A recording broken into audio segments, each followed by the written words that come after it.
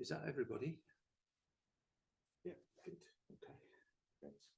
Welcome to you new people coming to Dharma Night. It's good to see you here. It's not usually as packed as this in the room, so it's kind of nice. It's nice to have you here for Dharma Night. My name is Saddharaja. I'm one of the regular teachers here at the Cambridge Buddhist Centre.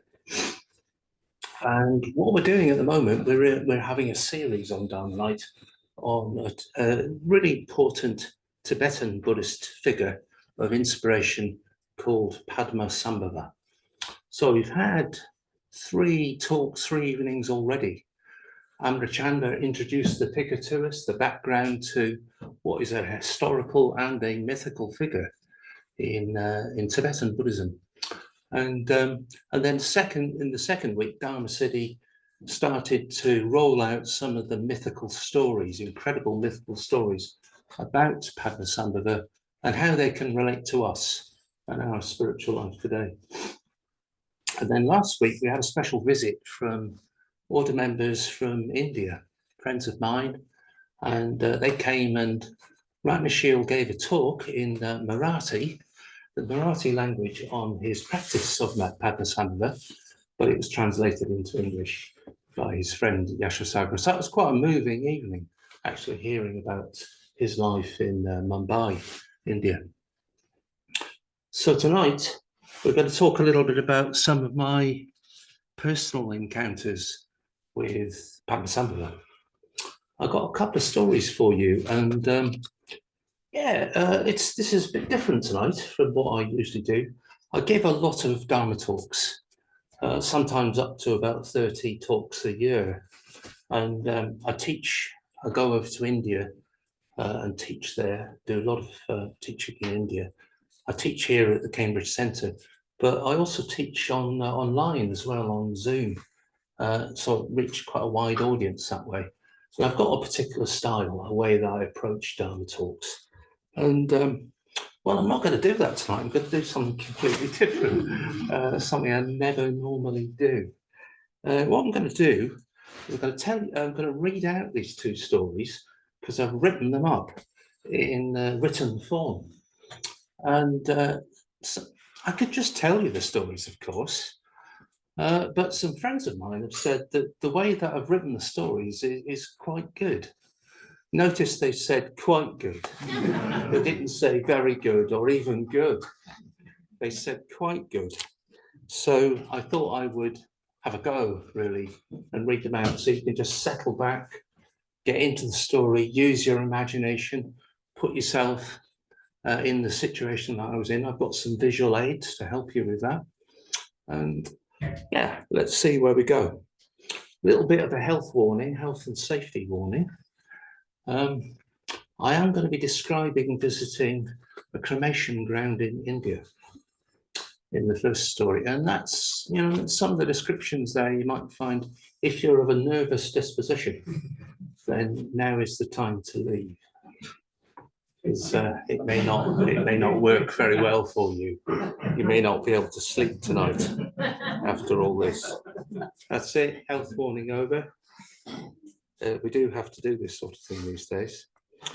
Right, okay, yeah, we'll get a chance for questions and answers at the end and see what you think. Something might have come up for you in relation to what I'm about to say. All right, here we go. So here's the first story, and it's called Dancing with Darkinies. So just suspend judgment, just use your imagination, try and put yourself in the position that I was in. It was October 2006. I was visiting India for the second time. This autumn visit involved a week in Hyderabad, Andhra Pradesh, a week in Nagpur, central India, and another 3 days in Hyderabad before flying home. I travelled out there with Vimlanath, an order member from Cambridge. I was primarily there to do a book launch, Saddharaja's Vision and Transformation. Windows Trading had paid for the book to be translated into Telugu, the regional language of Andhra Pradesh. I was to launch the book to over 1,000 Buddhists in a great hall in the Muslim-dominated city of Hyderabad. This involved me giving a long, well-received talk and many visits to homes of people in the Sangha.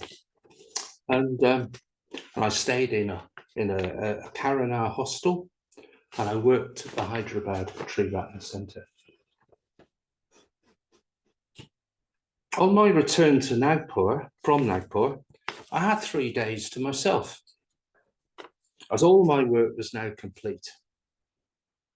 I was staying at a boys' hostel in Hyderabad, Triratna Boys' Hostel, and I was free to wander wherever I liked in this enormous city of Hyderabad. It's much bigger than London. I was on my own. I was the only white face in Hyderabad. At some point in my travels, I heard about a charnel ground on the outskirts of the city. Charnel grounds are only confined to the poorest areas in India because the dead bodies are not cremated. The deceased who are brought there come from the poorest of families who cannot afford the necessary firewood to perform a standard Indian cremation. At that time, I was not an initiated Padmasambhava practitioner. Since that time, I've taken up the meditation practice for periods of time. Nevertheless, I had a strong attraction to the Vajra Guru, as we call him, and the stories contained in the life and liberation of Padmasambhava had long fascinated me. One aspect in particular, that of the cremation ground. Padmasambhava was said to frequent cremation grounds and charnel grounds and liked to meditate in these most challenging environments. What's more, he met Darkanis there and danced with them amongst the dead. This sounded fascinating, at least in theory. Darkanis I was acquainted with as well, at least in theory. They were mythical, uninhibited young women who gave themselves to the three jewels, the Buddha, Dharma, and Sangha, in an unconditional kind of way. They represented the esoteric Sangha refuge. I'd even given talks on Darkanis, but never actually met one. Did they really exist? Were they simply mythical figures? There was only one way to find out. And here was the chance I'd been looking for. At least that's what I told myself. In one lecture in the Mitra study course, Bhante Sangharakshita talks of the practice of visiting cremation grounds or charnel grounds, if one could, at night, as a way of confronting one's fear. Fear held us back from so many things in spiritual life, he said.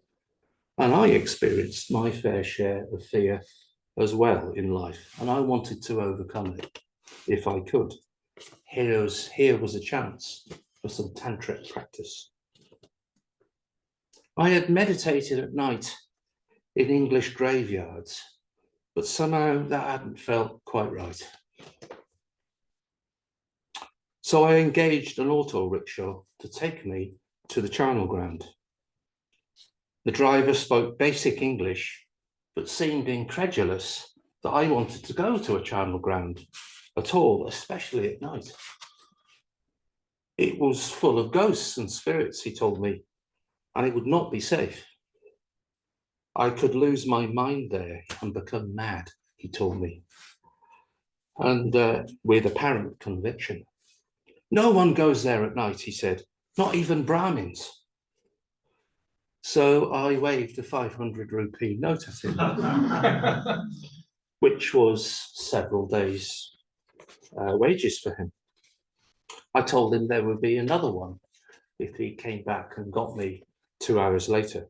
He reluctantly agreed, eyeing the note greedily. This was 2 days' wages for him. Shortly after, we wove our way out on rough roads through the slums.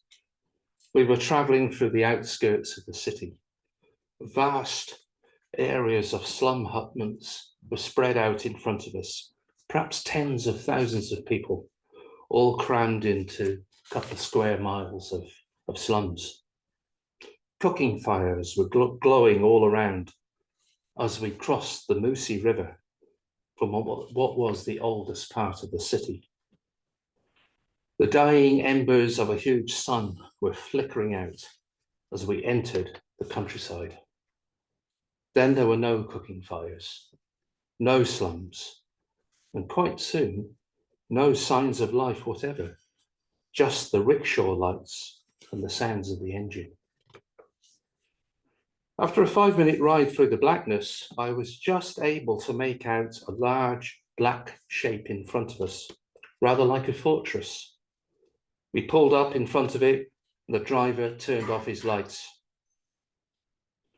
I could just make out large, rusty, wrought iron gates at the entrance to the charnel ground, one of which was ajar.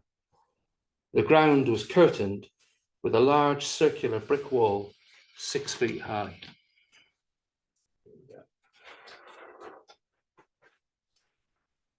That's what it looked like.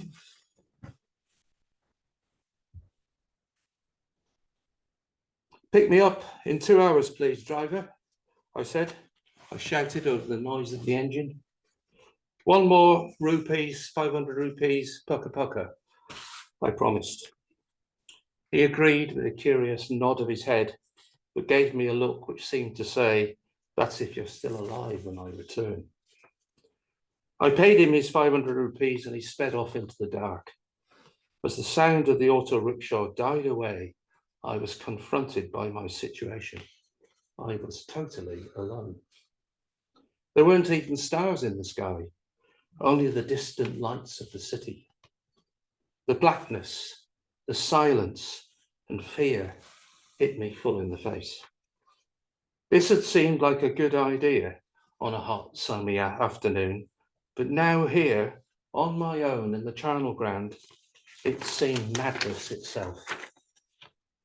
Entering a cremation ground at night can be an effective way to overcome one's fear. I could hear Bante's voice on the cassette as it was there, but I couldn't connect with any of that now. At this moment, it seemed wrong in every way. What was I doing here in this awful, lonely place? I opened the gate with a jerk and stepped in. The first thing that hit me was the smell. Not at all what I had imagined. The rotting corpses had a sweetish smell, which is hard to describe. As if on cue, the moon came out at that particular moment and lit up the whole of the cremation ground. I'd forgotten to bring a torch, but that wasn't necessary now, as the ground was lit by an ethereal light. Everything was clear. What I saw were corpses. So many corpses, perhaps hundreds, of all shapes and sizes, and in every stage of decomposition, right through to bleached skeletons with bones scattered about. Men, women, and children. They were stacked neatly in rows, rather like timber in a timber yard. Some were clothed, some were not. So that's all I could see in this charnel ground, measuring probably half an acre in size. Lots and lots of bodies. In some cases, animals, probably dogs, had been scavenging, and many of the bodies were headless. There seemed to be a kind of gangway through the bodies, and so slowly I began to walk, began chanting the mantra of Padmasambhava. I could hear my voice quivering with fear. It sounded like someone else's voice, not my voice. What am I afraid of? I said to myself out loud, but the question just seemed useless in the face of the rising fear in my chest. My body walked stiffly, almost zombie-like. At the far corner of the charnel ground, I found an open patch amongst the corpses, perhaps 12 feet square, and sat down on the still, warm ground. It had been a very hot day. to prepare myself for a period of meditation. Meditating in the charnel ground is what you were supposed to do. I found I couldn't actually close my eyes for the first 10 minutes. I was too terrified. Terrified of what? I didn't know, it didn't matter. Fear was just there. I did none of the practices that I'd planned to do. No visualization of Padmasambhava, no Metabhavana. I simply did mindfulness of breathing. That felt like all I could do. Gradually, my breathing calmed down. But I could do nothing about the nameless fear I was experiencing. It seemed to cover my whole body. After perhaps 45 minutes of mindfulness, I felt I had to do something. There was an hour and 15 minutes before the rickshaw wallah returned. I couldn't go on like this, I told myself. So I decided to invite Padmasambhava and the Darkanis to come. I called out to them. Here I am, I shouted. Show yourself to me, Padmasambhava. Show yourself to me, Darkanis. I want to see you dancing. My voice echoed against the walls of the ground. I kept up this evocation for about 10 minutes. The fear was still there, but at least I was doing something about it. Eventually, I stopped calling and allowed the silence to swallow me up again and just waited. The silence, the moonlight, and the bodies. Not even any breeze. No Darkanis came. No Padmasambhava appeared, no dancing. Just silence, deep silence. I found myself coming to with a violent jerk, realizing I'd actually nodded off in the sitting position. Nodded off, fallen asleep in the middle of a charnel ground at night. That was not part of the plan. Definitely what I expected, I reflected, as we headed back into the nighttime city an hour later. The rickshaw was purring away as the driver dodged potholes and stray dogs as we wended our way through the hutment dwellings. The driver had returned for me bang on time and seemed relieved that I was still there, quite sane, even calm looking. Outside the boys' hostel, he shook my hand as I handed him his second 500 rupee note. Strong man, big patty, he said, looking at me with a thin smile and large eyes. He turned his rickshaw again into the nighttime streets and was gone. Big Patty wasn't how I was now feeling about myself. It was more that I felt amazed, surprised, even liberated. After I'd woken up in the charnel ground, having nearly fallen over in slumber, I soon realized something remarkable had happened. I was no longer afraid. The fear had entirely left me. It seemed unbelievable, but it was true. I had still been in a corpse-strewn charnel ground in the dead of night in southwest India, but I was no longer afraid. Not in any way at all. I felt calm, serene, equanimous. It was some sort of transformation. I got up to test it. I probably had spent a good 45 minutes circling the charnel ground, happily chanting away in the moonlight, taking the corpses, the moonlight, my existential situation, even the absurdity of it all. But I was no longer afraid. The fear had left, and I felt mindful, full of energy, full of life. Also, in the midst of this experience was a small voice, which I had had to examine quite carefully to identify. I found that it was called gratitude.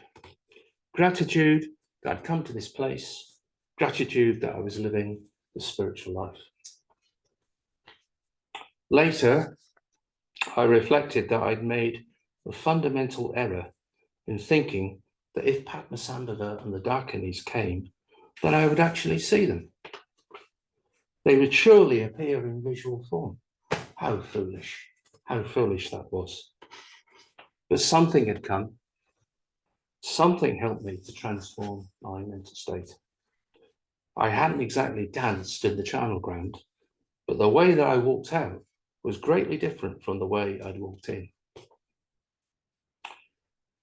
I've not had the chance to visit charnel or cremation grounds much in India since that incident in Hyderabad in 2006. My tours of India have become busier and busier. However, I was invited to preside over a Buddhist cremation in Pulgaon in Maharashtra in 2011. I just led a large retreat there, and someone's father had died. Could I help do the honours? I was accompanied by my friend Vipulakirti and also Venezuelan Johnny, a friend of mine.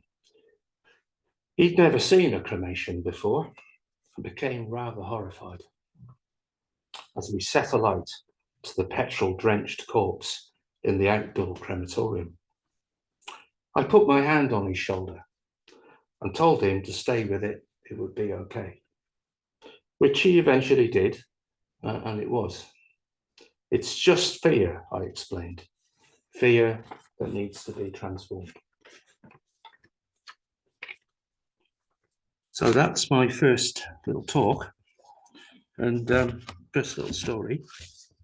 The next story will be not quite so kind of dramatic, really, perhaps, but that's the first story. I got more than I bargained for on that particular occasion.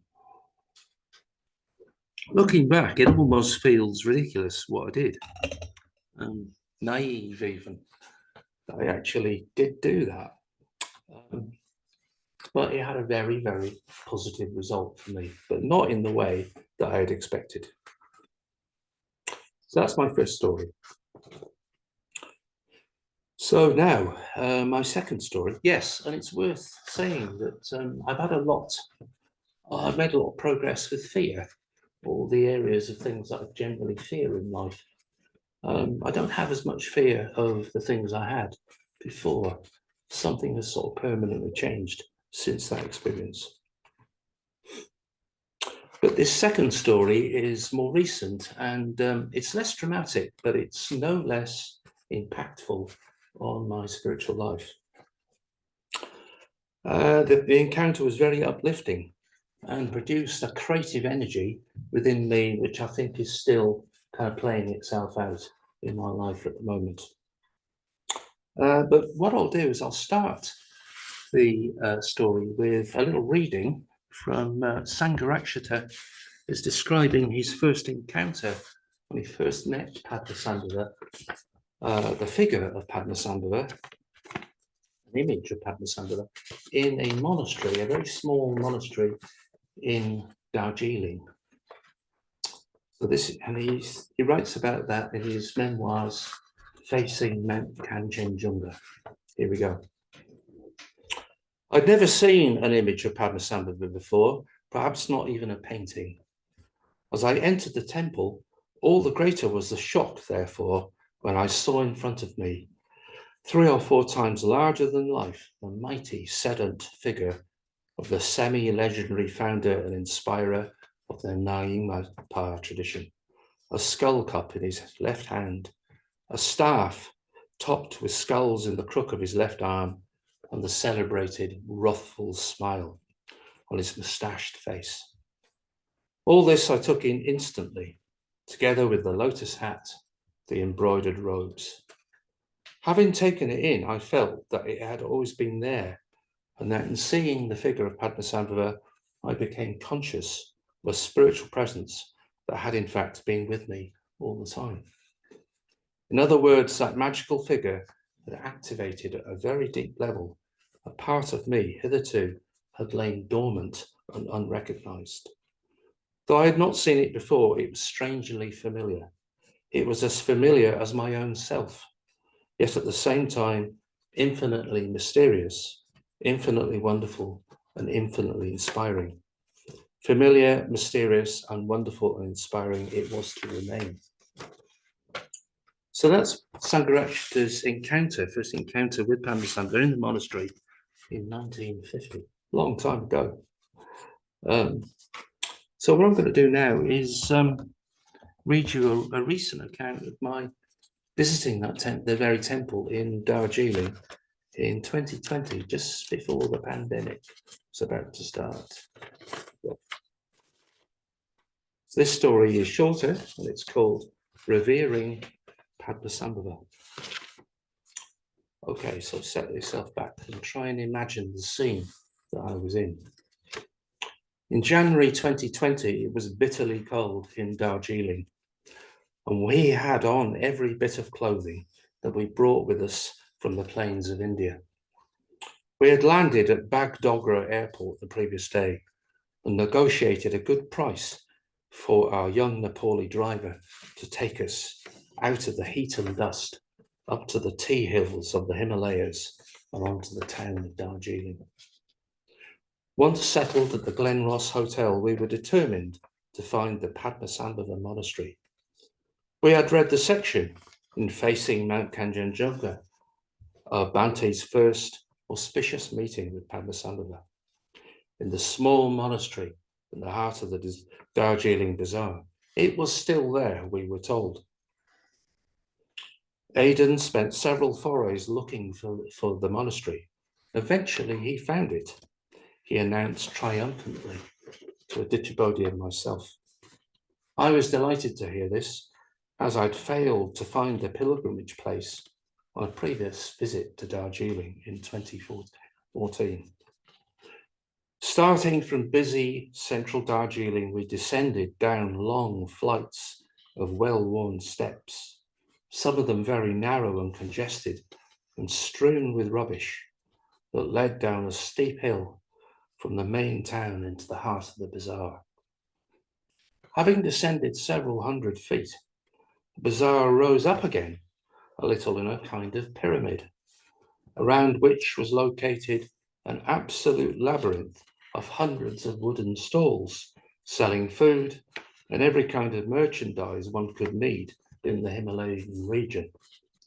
Paths and covered gangways crisscrossed in every direction, literally hundreds and hundreds of people.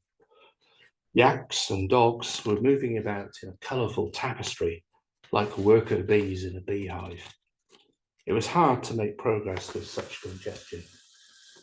The bazaar was huge and would have been easy to become completely lost. Aidan led us into the covered hot food section of the bazaar, where traditionally dressed men, women and children ate hot meals with chopsticks and wooden spoons amongst the heat and steam of the many restaurants. We emerged out the other side of this portion of the bazaar and then took a sudden left turn up some steep concrete steps. After a few moments, we climbed these well-worn steps and were standing above the bazaar itself. We saw a sea of corrugated roofs as far as the eye could see. Steam and smoke emerged from many chimneys. Sounds of dogs barking mingled with the chatter of people and strains of traditional Himalayan music.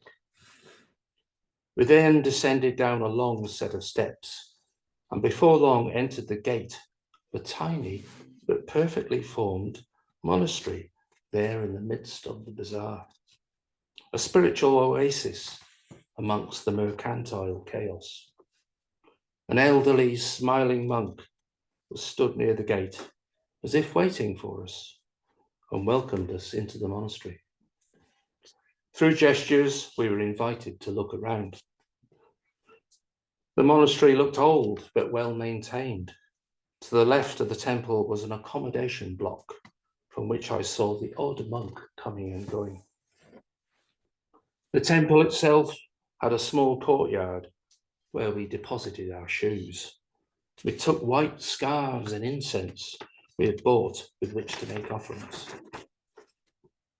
As we entered the small temple itself, we were hit by the pungent tang of butter lamps and Tibetan incense. The shrine itself took up most of the temple hall.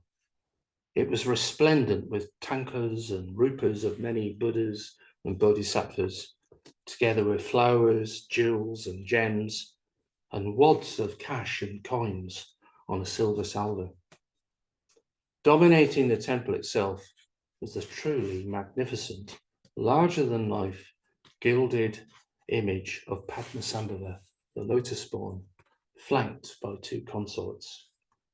This was the very image that had been viewed by my own teacher, Bhante Saddharaja, in 1950.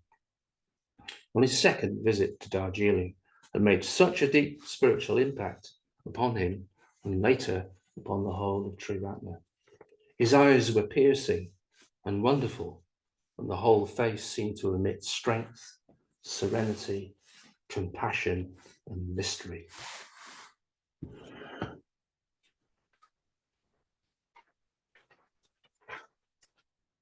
That's the image.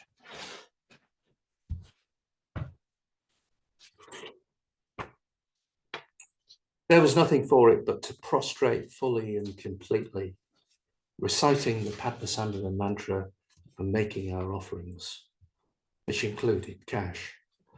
It was a strong experience indeed. Later, with the prostrations, offerings, and a short meditation completed, we returned to the courtyard. The same friendly elderly monk offered to take us up to the second story of the temple. This involved taking an outside staircase, which led us up to a small room above the temple hall. We looked out from the balcony and realized we were well up above the bazaar. The room seemed to be a resting place for the monastery's ritual implements and shrine cloths. Images of every sort were carefully stored, and many were covered with cloths. The entire walls of this upper story were replete with frescoes of a wide range of Buddhas and Bodhisattvas, many with traditional Tibetan-style landscapes.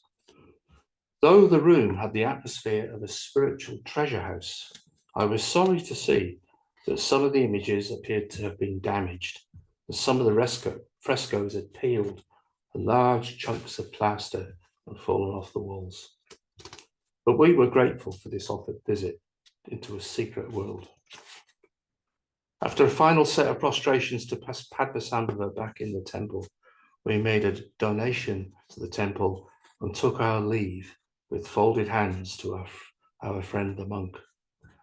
As we passed under the gateway and then walked down the steps back into the chaotic, noisy, bustling bazaar, we felt like we'd left another world entirely, a world that would stay with us for a long time to come.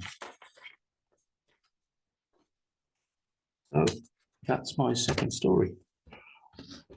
And yeah, I found this encounter deeply moving.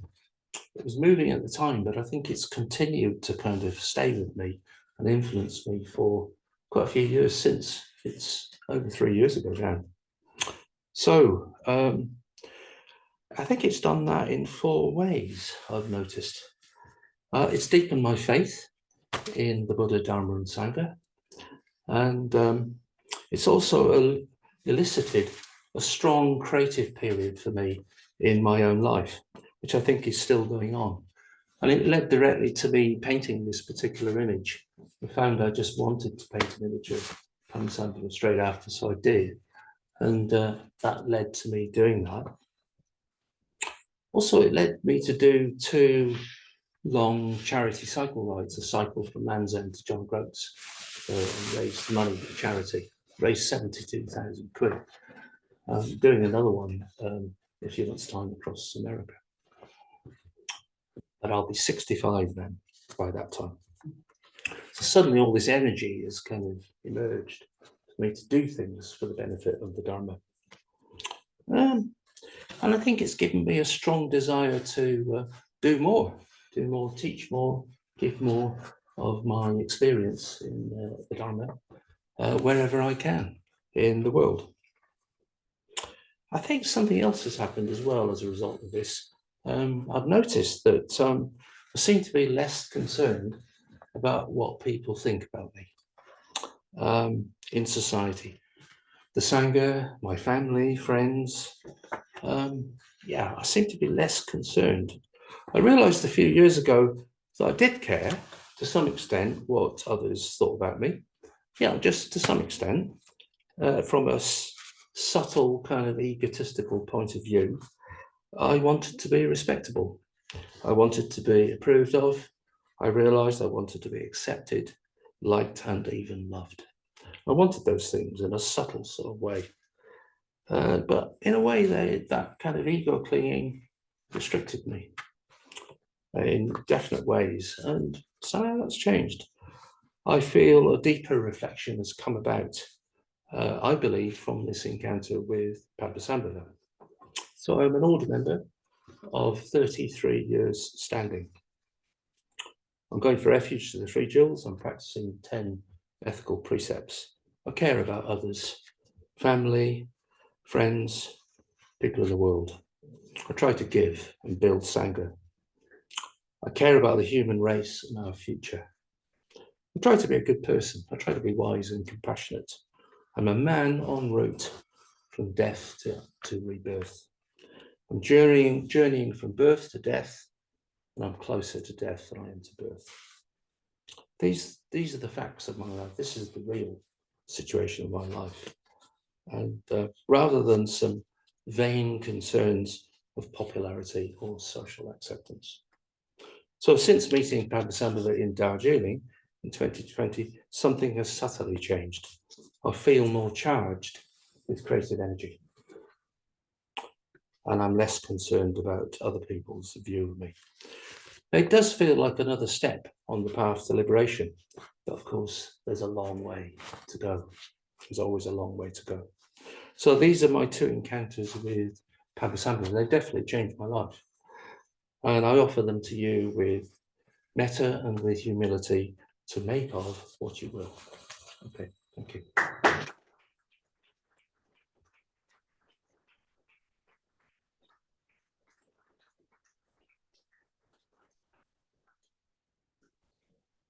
So we've got a short period for questions and answers if you want to ask anything. Not just about the stories, but about Padmasambhava generally, or anything that you wish to go into. And I'll do my best.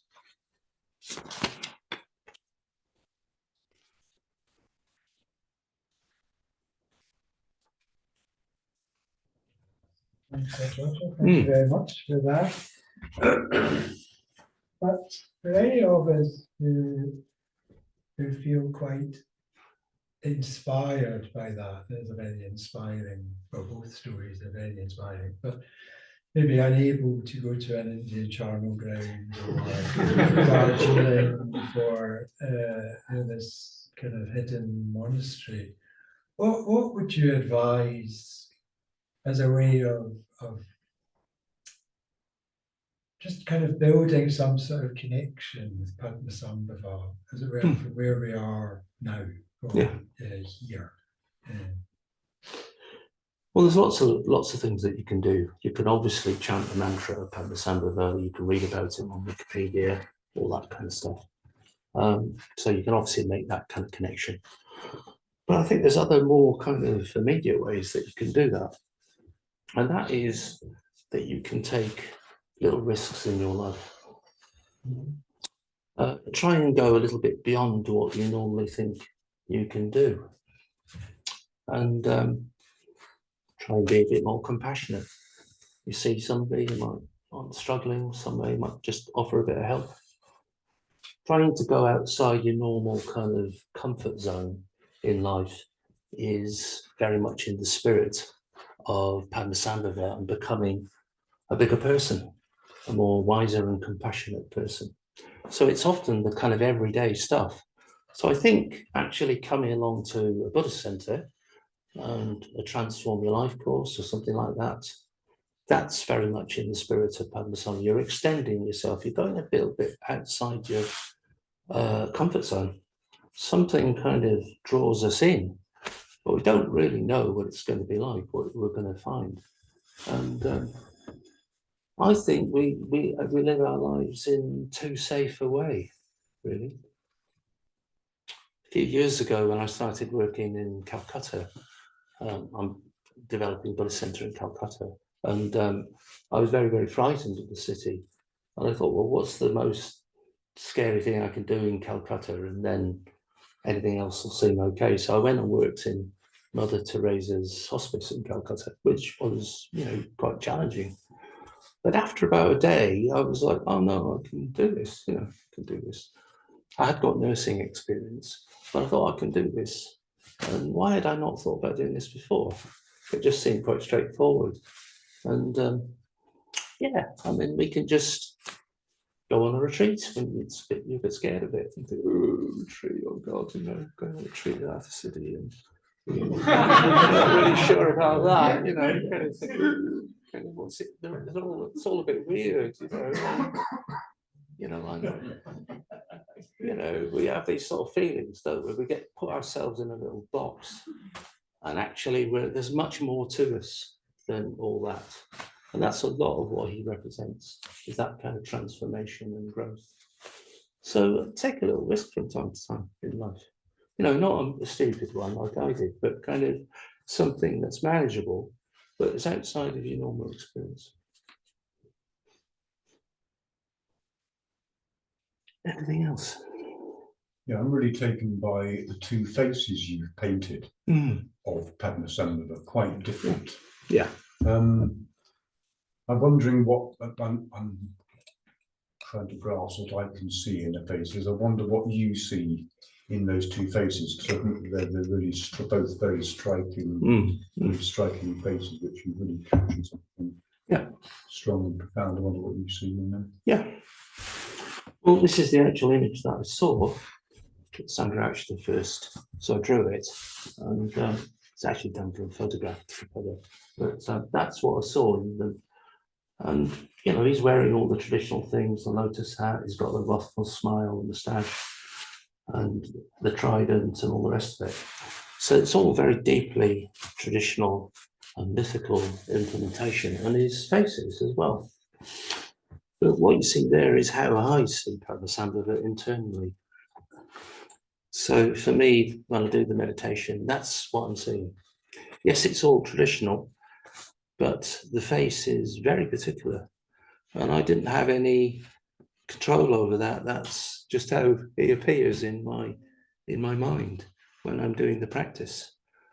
A wrathful, kind of compassionate, enlightened figure seems to look like that. And to me, it looks wild and kind at the same time. That's the two things. Striking. Yeah, that's right. Yeah, because I think you do need a little bit of wildness in life. We all need a bit of that. We need compassion. We need to consider other people and really care about other people.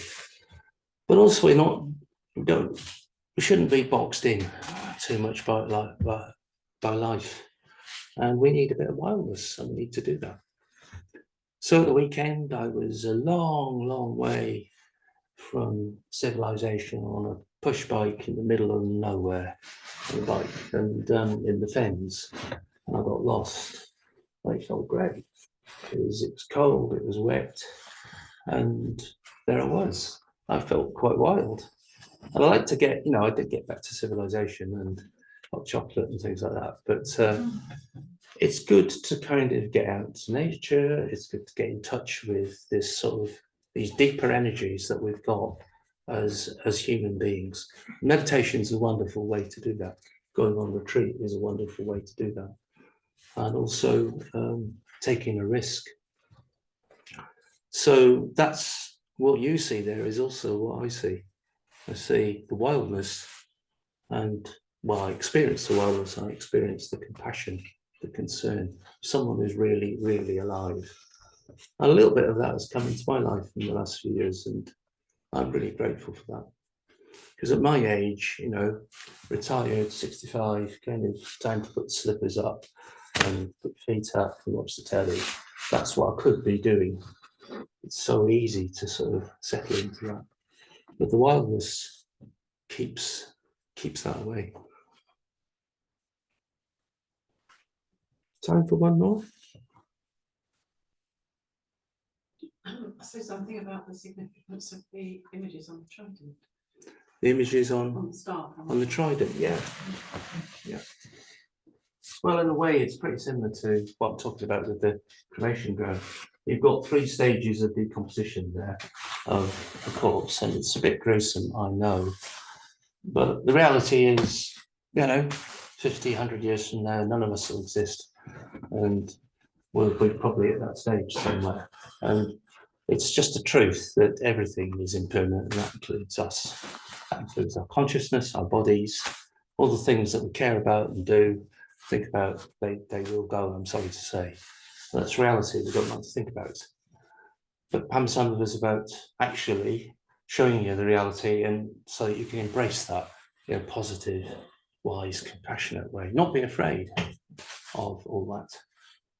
My beloved aunt died yesterday, and she was very afraid of dying. She was terrified of that, and there was nothing I could do or say that helped in that situation. I don't want to be in that situation myself. When death comes, I want to approach that in a mindful, compassionate kind of way. And that's a lot of what that's about, is just showing us that this is the reality of our situation. We think we're so strong and we live forever and our world is really, really permanent. But it isn't. It's not a very good drawing here, but this is also what's called the double Vajra. So you might have seen Vajra.